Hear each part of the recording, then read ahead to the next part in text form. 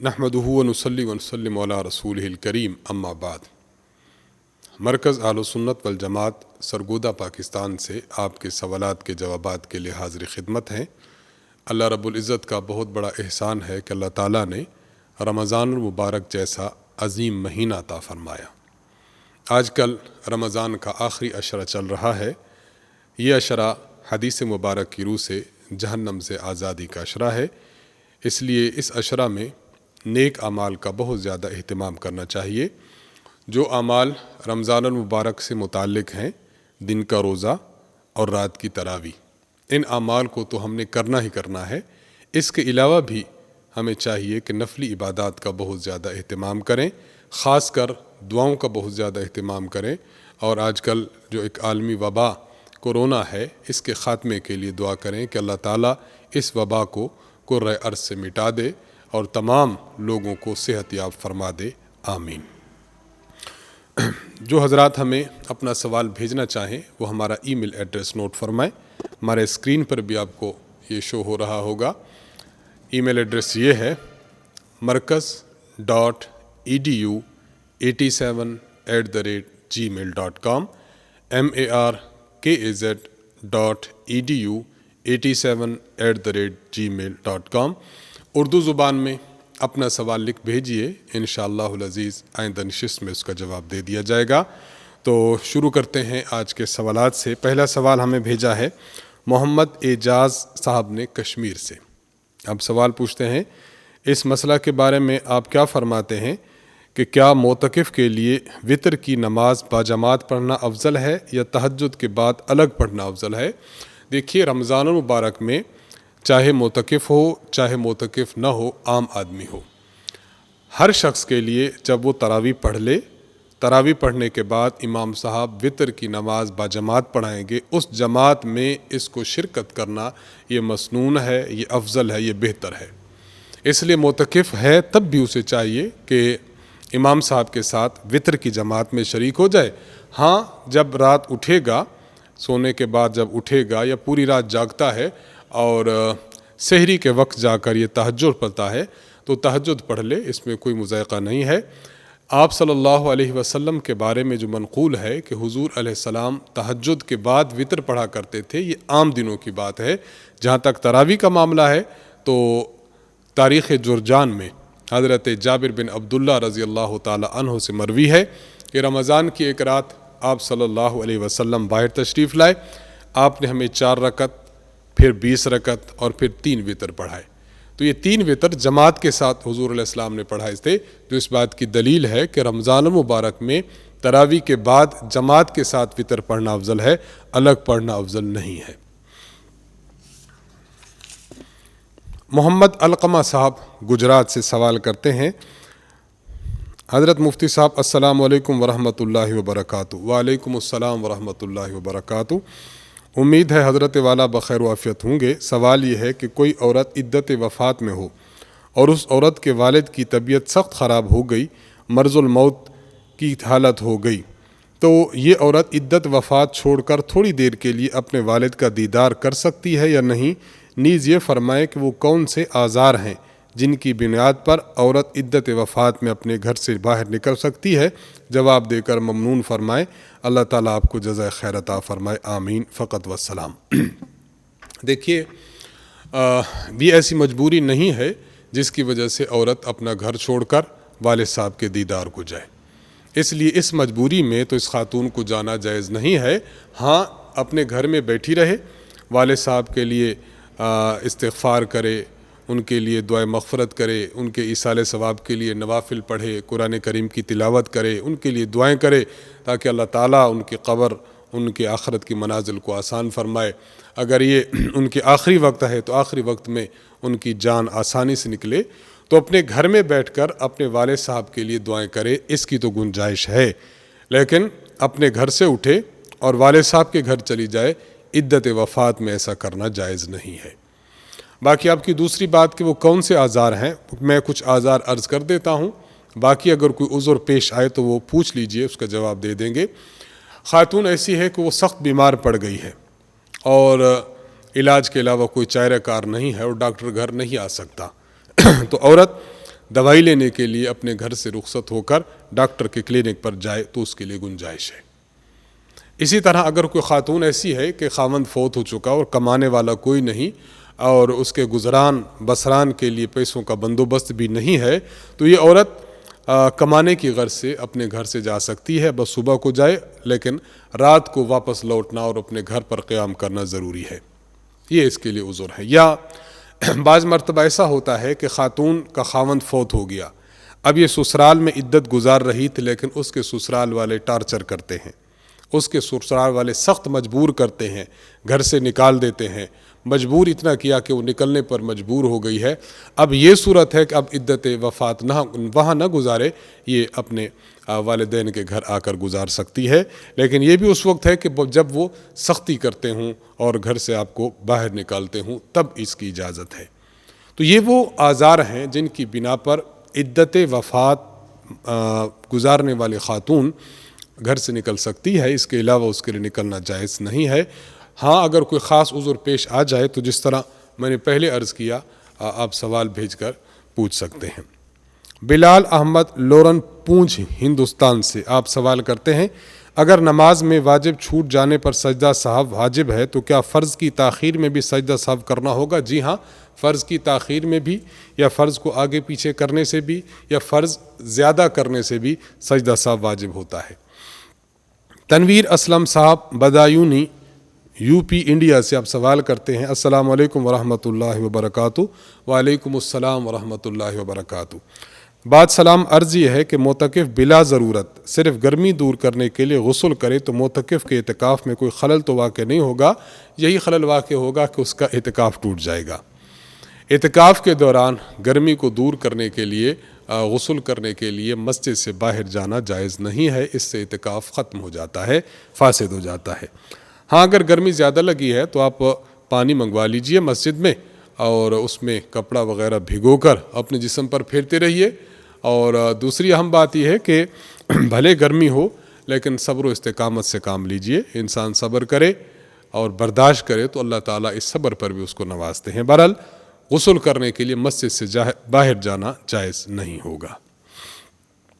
مولوی مشرف فضیل صاحب انڈیا حیدرآباد سے آپ سوال پوچھتے ہیں، مفتی صاحب صدقۃ الفطر کے مصارف کیا ہیں اور کیا صدقۃ الفطر ایک ایسے گھرانے کو دیا جا سکتا ہے جو صاحب نصاب تو ہے مگر مقروض ہے؟ جواب دے کر مشکور ہوں۔ دیکھیے اس گھرانے میں جو سربراہ ہے اس سربراہ کو دیکھیں، اگر سربراہ صاحب نصاب ہے لیکن اس پر قرض اتنا ہے کہ جس سے صاحب نصاب ہونا ختم ہو جاتا ہے، مثلا آپ کے ہاں میں مثال دیتا ہوں، آپ کے ہاں اگر نصاب کی رقم یہ 50,000 ہے، ان صاحب کے پاس رقم ہے 1,00,000 روپے لیکن ان پر 75,000 روپے قرض ہے، تو ظاہری بات ہے کہ ان کے پاس جو ٹوٹل اماؤنٹ بچے گی وہ ہوگی 25,000 روپے، تو اب ان کو صدقۃ الفطر دینا جائز ہے۔ بہرحال اصولاً یہ دیکھ لیا جائے کہ ان کے قرضے وغیرہ منہا کرنے کے بعد ان کے پاس جو اصل رقم بچتی ہے وہ نصاب کے برابر ہے یا نہیں۔ اگر نصاب کے برابر ہے تو صدقۃ الفطر نہیں دے سکتے، اور اگر نصاب کے برابر نہیں ہے تو صدقۃ الفطر دے سکتے ہیں۔ صدقۃ الفطر کا جو نصاب ہے ذہن میں رکھ لیجئے کہ یہ 5 چیزیں ہیں: سونا، چاندی، نقدی رقم، مال تجارت اور گھر کا زائد از ضرورت سامان۔ ان کے مطابق ہی آپ ان کے نصاب صاحب نصاب ہونے یا نہ ہونے کا فیصلہ کر لیجئے۔ دوسرا سوال ہم سے پوچھا ہے مشرف فضیل صاحب نے حیدرآباد انڈیا سے، آپ پوچھتے ہیں برائے مہربانی ایک اہم مسئلہ کی وضاحت فرمائے تو اے نوازش ہو۔ کہ مسئلہ یہ ہے کہ صدقۃ الفطر ایک ایسے شخص کو جو کہ صاحب نصاب تو ہے مگر مقروض ہے، کیا اس کو 4 یا 5 آدمیوں کا صدقۃ الفطر دیا جا سکتا ہے؟ آپ کے پچھلے سوال میں نے کلیئر کر دیا۔ اور کیا صدقۃ الفطر کو بنام ہدیہ دیا جا سکتا ہے؟ جی ہاں بالکل دیا جا سکتا ہے۔ اور اگر آپ یہ محسوس کرتے ہوں کہ جس کو ہم صدقۃ الفطر دے رہے ہیں وہ سفید پوش آدمی ہے، زکوٰۃ کے عنوان سے صدقۃ الفطر کے عنوان سے کوئی رقم دی جائے تو اس کو آر محسوس ہوتی ہے، تو بہتر یہ ہے کہ اس کو ہدیہ کا نام دیا جائے یا گفٹ کا نام دیا جائے، یا ویسے اس کو جو ہے وہ پیار اور محبت کا نام دیا جائے، اس کو صدقۃ الفطر کے نام سے نہ دیا جائے۔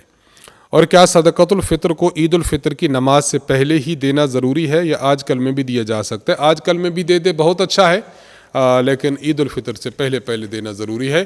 بلا وجہ تاخیر کرنا گناہ کا سبب ہوگا، لیکن اگر کسی نے عید الفطر سے پہلے بھی نہیں دیا تو عید الفطر کے بعد دینا لازم ہے۔ عمر دراز بنو سے آپ سوال پوچھتے ہیں، مفتی صاحب مسئلہ یہ ہے کہ ہم جس قاری صاحب کے پیچھے کئی سالوں سے تراویح پڑھتے ہیں وہ قاری صاحب فرض نماز تو صحیح پڑھتا ہے، مگر تراویح اور وتر واجب کے نمازوں میں سورۃ الفاتحہ میں ایاک نستعین اہدنا الصراط المستقیم یہ 2 آیات نہیں پڑھتا۔ اس کی زبان میں تھر تھراہٹ ہے اور کہتا ہے کہ میں بہت کوشش کرتا ہوں مگر نہیں پڑھ سکتا۔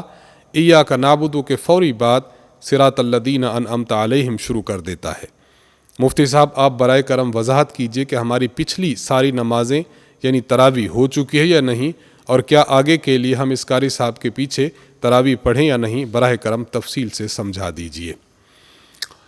دیکھیے، فرض نماز جو اس نے آپ کو پڑھائی ہے اس میں ٹھیک پڑھا ہے، فرض نماز تو آپ کی ہو گئی۔ باقی جہاں تک مسئلہ ہے آپ کی تراویح کا یا اس کے وتر کا، اور اس امام صاحب کی زبان میں تھر تھراہٹ ہے، تو راجح قول جو دارالعلوم دیوبند نے ذکر فرمایا ہے حاشیہ طحطاوی کے حوالے سے اور فتاوی ہندیہ کے حوالے سے، وہ یہ ہے، میں آپ کی خدمت میں عرض کر دیتا ہوں کہ اگر کوئی شخص سورۃ الفاتحہ کا غالب حصہ اکثری حصہ پڑھ لیتا ہے، چاہے امام ہے چاہے وہ منفرد ہے، اور کچھ حصہ وہ اس سے چھوٹ جاتا ہے، تو ایسے شخص کی نماز ٹھیک ہو جاتی ہے، سجدہ صاحب اس پر راجح قول کے مطابق واجب نہیں ہوتا۔ یہ تو اصولاً بات تھی جو میں نے عرض کر دی ہے۔ جہاں تک بات ہے گزشتہ تراویحوں کی، تو گزشتہ تراویحاں اگر اس میں واجب کوئی چھوٹ جائے تو ان گزشتہ تراویحوں کی قضا نہیں ہوتی، اس لیے آپ کی پچھلی تراویح اور آپ کے پچھلے وتر یہ تو درست ہو گئے، لیکن بہرحال احتیاط کیجئے اور ان حافظ صاحب کو سمجھائیے کہ آپ اپنی تراویح میں اور وتر میں قرآن پاک جب پڑھتے ہیں تو اس کو تیز رفتار نہ پڑھیں۔ عموماً ایسے ہوتا ہے کہ حافظ صاحب کی زبان میں لکنت ہوگی تو تیز رفتاری کی بنا پر یہ قرات ٹھیک نہیں کر پائیں گے، اس لیے ان کو سمجھا دیا جائے کہ آپ سورۃ الفاتحہ اور اس کے بعد والی سورت کو بہت ہی دھیمے اور آہستہ انداز میں پڑھیں، اور اسی طرح پڑھیں جس طرح آپ فرض نماز میں پڑھتے ہیں، تاکہ آپ کی نماز درست ہو جائے۔ بہرحال پچھلی نمازیں آپ کی درست ہو گئی ہیں، راجح قول میں نے عرض کر دیا، لیکن پھر بھی حافظ صاحب کو سمجھانا چاہیے کہ رمضان المبارک ہے، 1 سال کے بعد آتا ہے، اور اس میں بھی انسان اگر تیز رفتاری سے کام لیتا ہے تو پھر اس کو ہم کیا کہہ سکتے ہیں؟ یہی کہہ سکتے ہیں کہ آپ دھیمے انداز میں اور تحمل کے ساتھ اور صبر آزما کر آپ آہستہ رفتار میں قرات کیجئے تاکہ لوگوں کی نماز درست ہو سکے۔ محمد حیدر صاحب دہلی سے آپ سوال کرتے ہیں، کیا میں 1 سے زائد آنے والے سالوں کی زکوٰۃ ایک ہی شخص کو دے سکتا ہوں؟ مثلاً اگر کسی شخص کو بزنس کے لیے موٹی رقم دینی پڑ جائے یا کچھ اور وجہ سے زیادہ زکوٰۃ دینا چاہیں کسی ضرورت مند کو، تو دے سکتے ہیں یا نہیں؟ فقہاء کرام نے مسئلہ لکھا ہے، اگر کسی شخص کو اتنی زکوٰۃ دے دی کہ جس زکوٰۃ کی وجہ سے وہ صاحب نصاب بن جاتا ہے، تو اس طرح زکوٰۃ دینا مکروہ ہے، لیکن زکوٰۃ ادا ہو جائے گی۔ آپ سمجھتے ہیں کہ کسی شخص کو رقم زیادہ کی ضرورت ہے، اس کو بزنس کرنا ہے یا کوئی اور کام اس کو سر انجام دینا ہے، تو کراہت کے ساتھ اگر دیں تو کراہت کے ساتھ دینے کی گنجائش ہے۔ دانش حسین بارہمولہ کشمیر ہندوستان سے سوال کرتے ہیں، السلام علیکم حضرت مفتی شبیر احمد حنفی صاحب۔ وعلیکم السلام ورحمۃ اللہ وبرکاتہ۔ سوال یہ ہے کہ کیا ہم صدقۃ الفطر کی مقدار پوری کر کے کچھ زائد رقم دے سکتے ہیں یا نہیں؟ بالکل دے سکتے ہیں اور دینی بھی چاہیے۔ ایک شخص اگر مثلاً اس پر صدقۃ الفطر واجب ہے اور وہ بنتا ہے 2500 روپے بنتا ہے، تو 2500 سے وہ 5000 دے دے، 10,000 دے دے، جتنی زیادہ دے گا اتنا زیادہ اس کو اللہ تعالیٰ ثواب عطا فرمائیں گے۔ حافظ نعمت اللہ نعمانی صاحب آپ سوال پوچھتے ہیں، حضرت میرا سوال یہ ہے کہ عرب جسے عظیم شان لوگ کے پیچھے غلط بات کرنے سے انسان گناہ گار ہو جاتا ہے یا نہیں؟ اور اگر کوئی عربی لوگ غلط ہوں تو پھر بھی کوئی انسان ان کے پیچھے غلط بات کر سکتا ہے یا نہیں؟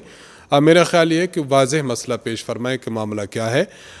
مجمل بات سے ہم کیا عرض کریں؟ ہم اتنا ہی عرض کر سکتے ہیں کہ کسی شخص کی برائی اس کے پیٹھ پیچھے کرنا جائز نہیں ہے۔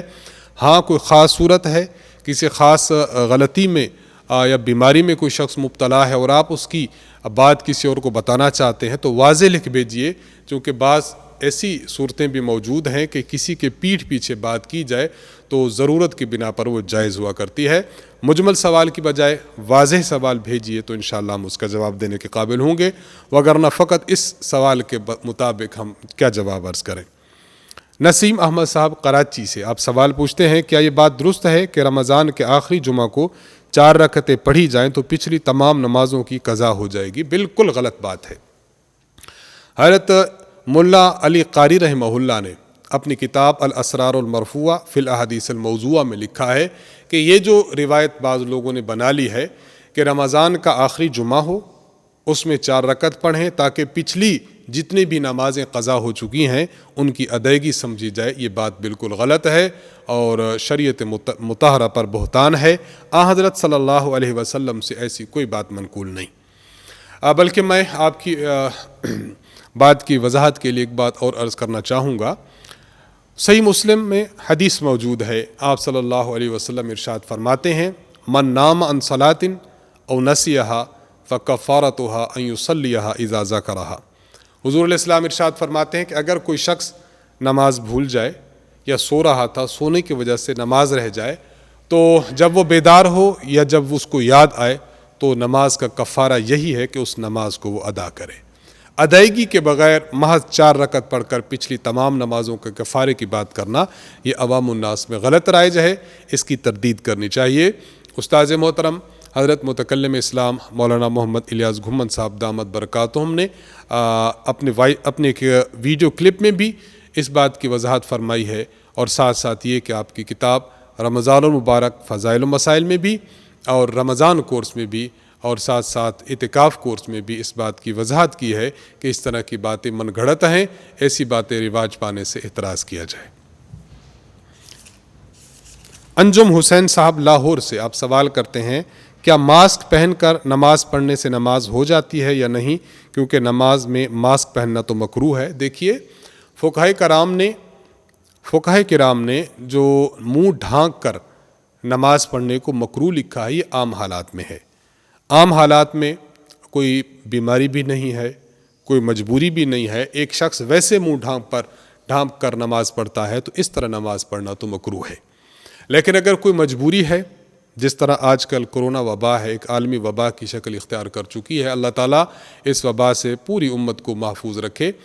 کرونا وائرس ہے یا کوئی اور ایسا نزلہ زکام ہے جس کی وجہ سے SOPs پر عمل کرنا، ڈاکٹرز کی ہدایت پر عمل کرنا ضروری ہے، حکومت وقت کی ہدایت پر عمل کرنا ضروری ہے کہ اس سے بیماری کے پھیلنے کا اور دوسروں کو لگنے کا اندیشہ ہے، تو اس وقت اپنا منہ ڈھانکنا اور اپنے منہ پر ماسک چڑھانا اس طرح بالکل درست ہے اور چڑھا کر نماز پڑھنی چاہیے۔ SOPs پر ہمیں بہت زیادہ عمل کرنا چاہیے تاکہ ہماری نماز درست ہو جائے اور لوگ جو ہے اگر ہمیں کچھ ہے یا لوگوں کو کچھ ہے تو اس کی وجہ سے بیماری کا ادلا بدلا نہ ہو۔ بہرحال مجبوری کی حالت میں اور کرونا وائرس کی وبا کی شدت کی حالت میں ماسک پہن کر نماز پڑھنا بالکل جائز ہے، اس سے نماز ہو جائے گی، اس سے نماز مکروہ نہیں ہوگی۔ بختاور خان صاحب نے کوئٹہ سے سوال پوچھا ہے، جمعہ کی کون سی اذان پہ خرید و فروخت منع ہے، جبکہ جو اذان آج پہلے دی جاتی ہے وہ تو حضرت عثمان رضی اللہ عنہ کے دور سے شروع ہوئی تھی۔ حضور صلی اللہ علیہ وسلم کے دور میں تو صرف ایک اذان تھی جو منبر کے سامنے دی جاتی تھی۔ دیکھیے سوال آپ سمجھ چکے ہوں گے، جواب سے پہلے ایک بات میں عرض کرنا چاہوں گا کہ دیکھیے نبی علیہ الصلوۃ والسلام کے دور میں ایک اذان تھی۔ نبی علیہ السلام جب منبر پر تشریف فرما ہوتے تو منبر کے سامنے وہ اذان دی جاتی تھی، ایک اذان تھی۔ حضرت عثمان رضی اللہ عنہ کے دور میں ایک اور اذان کا اضافہ کیا گیا اور وہ اذان مقام زورا پر دی جاتی تھی جو مدینہ منورہ میں ایک اونچا مقام تھا، چونکہ آپ صلی اللہ علیہ وسلم کا فرمان ہے علیکم بسنتی و سنت الخلفاء الراشدین المہدیین، رواہ ابو داود۔ جس طرح حضور علیہ الصلوۃ والسلام کی سنت پر عمل کرنا ضروری ہے، اس طرح خلفائے راشدین حضرت عثمان رضی اللہ عنہ خلیفہ راشد ہیں، ان کی سنت پر عمل کرنا بھی ضروری ہے۔ تو پہلی اذان ہوتی تھی، ایک ہی اذان حضور علیہ الصلوۃ والسلام کے دور میں جو ممبر کے سامنے دی جاتی تھی خطیب کے سامنے، اور دوسری اذان یہ حضرت عثمان رضی اللہ عنہ کے دور میں شروع ہوئی۔ جب یہ آیت نازل ہوئی تھی سورۃ الجمعہ کی دوسرے رکوع کی پہلی آیت، یا ایھا الذین آمنوا اذا نودی للصلاۃ من یوم الجمعہ فاسعوا الی ذکر اللہ وذروا البیع، اس اذان سے جمعہ کی اذان کے بعد خرید و فروخت منع کر دی گئی۔ اس اذان کا اولی اطلاق یہ ہوتا ہے اس اذان پر جو حضور علیہ السلام کے دور میں دی جاتی تھی، اور وہ اذان جو حضرت عثمان رضی اللہ تعالی عنہ کے دور میں دی جاتی تھی یہ اذان بعد میں شروع ہوئی۔ اب سوال یہ ہے کہ اس اذان پر جو آج ہم پہلے دیتے ہیں اور ایک اذان خطیب کے سامنے دی جاتی ہے، یہ پہلی اذان پر فقہاء کرام فرماتے ہیں کہ اس اذان پر بھی انسان کو خرید و فروخت سے منع ہونا چاہیے۔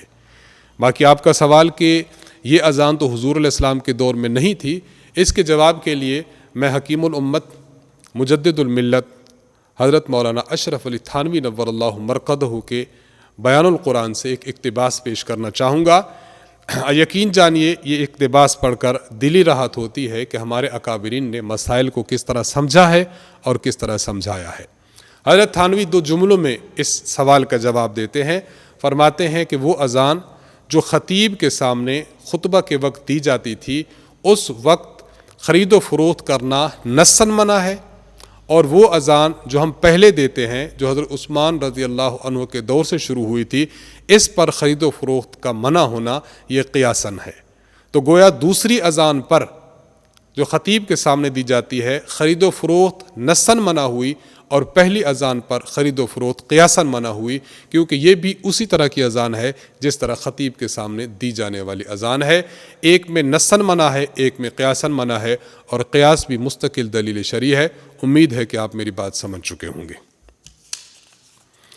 محمد نجمہ قمر صاحبہ ساہیوال سے آپ سوال کرتی ہیں، ایک عورت کو خامد نے طلاق دی ہے کہ طلاق دی یہ کہہ کر کہ میں تمہیں طلاق دیتا ہوں، اب ایک ماہ بعد پھر ایک طلاق دی، تو عدت کہاں سے شروع کریں گے، پہلی طلاق سے یا دوسری طلاق سے؟ دیکھیے جب پہلی طلاق خامد نے دے دی تھی تو عدت وہاں سے سٹارٹ ہو گئی، اب درمیان میں ایک ماہ بعد پھر ایک اور طلاق دی ہے تو اس ایک طلاق کو پہلی طلاق کے ساتھ کاؤنٹ کر لیں گے، یعنی کہہ دیں گے دو طلاقیں ہوئی ہیں، لیکن عدت جب سے سٹارٹ ہو رہی ہے بس وہیں سے سٹارٹ ہوگی، دوسری طلاق سے عدت سٹارٹ نہیں ہوگی۔ اس کو اچھی طرح سمجھنا چاہیے۔ خاور حسین صاحب پشاور سے آپ سوال پوچھتے ہیں، خامند اور بیوی کا جھگڑا چل رہا تھا، بیوی نے کہا مجھے طلاق دے دو، خامند نے کہا رمضان کے بعد دیکھیں گے، اسی طرح بیوی نے 4 بار مجبور کیا تو خامند نے کہا میں تمہیں طلاق دیتا ہوں، میں تمہیں طلاق دیتا ہوں، میں تمہیں طلاق دیتا ہوں، کیا اس سے طلاق واقع ہو گئی؟ کیونکہ بیوی نے مجبور کیا تھا، بیوی نے مجبور کیا تب یہ الفاظ خامند نے کہے۔ دیکھیے بھلے بیوی نے مجبور کیا ہو یا کسی اور نے، خامند نے جب اپنی زبان سے اپنی بیوی کو کہہ دیا کہ میں تمہیں طلاق دیتا ہوں اور 3 بار کہا تو اس سے بیوی پر 3 طلاقیں واقع ہو چکی ہیں، اور یہ بیوی اپنے خامند پر بالکل یا حرام ہو چکی ہے۔ عدت گزار کر کسی دوسری جگہ نکاح کرنا چاہے تو کر سکتی ہے، پہلے خامند کے ساتھ اس کا رہنا جائز نہیں ہے۔ مستقل دلائل اگر آپ نے دیکھنے ہوں، استاذ محترم کی فائل ہے 3 طلاق کا مسئلہ، اس میں 3 طلاق کے 3 ہونے کی مستقل دلائل دیے گئے ہیں۔ خامند نے بہت بڑا جرم کیا ہے، اس جرم کی وجہ سے گناہگار ضرور ہے، لیکن 3 طلاق بہرحال واقع ہو جائیں گی۔ اس کا اگر آپ نے دلائل دیکھنے ہوں احناف میڈیا ڈیجیٹل لائبریری پر ملاحظہ فرمائے جا سکتے ہیں۔ آخری سوال ہے ہم سے پوچھا ہے محمد اجمل صاحب نے کراچی سے، آپ پوچھتے ہیں میری بیٹی کو اس کے خامند نے پریگننسی میں طلاق دی ہے، کیا طلاق واقع ہو گئی ہے؟ کیونکہ ہم نے تو سنا ہے کہ پریگننسی میں طلاق واقع نہیں ہوتی۔ آپ نے غلط سنا ہے، صحیح مسئلہ یہی ہے کہ پریگننسی میں بھی طلاق واقع ہو جاتی ہے۔ قرآن کریم سورۃ الطلاق آیت نمبر 4 اللہ تبارک و تعالیٰ نے طلاق کا تذکرہ فرمایا، تو جہاں طلاق ذکر کی ہے پریگننٹ عورت کی، حمل والی عورت کی، تو اس کی عدت پھر اللہ تعالیٰ نے بیان فرمائی ہے کہ اس کی عدت کیا ہے، وَأُولَاتُ الْأَحْمَالِ أَجَلُهُنَّ أَن يَضَعْنَ حَمْلَهُنَّ، حمل والی عورت کی عدت یہ ہے کہ وہ اپنی بچے کو جنم دے دے، جب بچہ جنے گی تو اس کی عدت مکمل ہو جائے گی۔ طلاق یافتہ ایسی عورت جو پریگننٹ ہو اور اس کی عدت کا تذکرہ کیا جائے، یہ اس بات کی دلیل ہے کہ ایسی عورت کو طلاق واقع ہو جاتی ہے۔ اور فقہ کرام نے تو واضح طور پر لکھا ہے کہ پریگننٹ عورت کو اگر کسی شخص نے طلاق دے دی ہے تو طلاق اس کو پڑ جاتی ہے۔ ایسا نہیں ہے کہ پریگننسی کی وجہ سے طلاق نہ ہو، تو اگر اس نے طلاق دے دی ہے تو آپ کی بیٹی کو طلاق واقع ہو چکی ہے۔ کتنی طلاق دی ہے اسی کے مطابق ہی فیصلہ کیا جائے گا۔ اگر ایک طلاق دی ہے تو دوبارہ رجوع کی گنجائش ہے، 2 طلاقیں دی ہے تب بھی رجوع کی گنجائش ہے، اور اگر اس نے 3 طلاق دی ہے تو اب رجوع کی گنجائش نہیں۔ خاتون عدت گزارے، یعنی بچہ جب پیدا ہوگا تو اس کی عدت ختم ہو جائے گی، اس کے بعد کسی اور جگہ نکاح کرنا چاہے تو کر سکے گی۔ پہلے خاوند کے ساتھ رہنا بالکل جائز نہیں ہے، حرام اور ناجائز ہے۔ انہی سوالات کے جوابات کے ساتھ ہماری آج کی نشست کا اختتام ہوتا ہے۔ اللہ تعالیٰ سے دعا ہے کہ اللہ تعالیٰ ہمیں رمضان المقدس کے عظیم مہینے کی قدر کر کے اس میں عبادات سر انجام دینے کی توفیق عطا فرمائے۔ مرکز کو، استاذ محترم کو اور ہماری احناف میڈیا سروسز کی ٹیم کو اپنی خصوصی دعا میں یاد رکھیے گا۔ وآخر دعوانا الحمد للہ رب العالمین۔ السلام علیکم ورحمۃ اللہ وبرکاتہ۔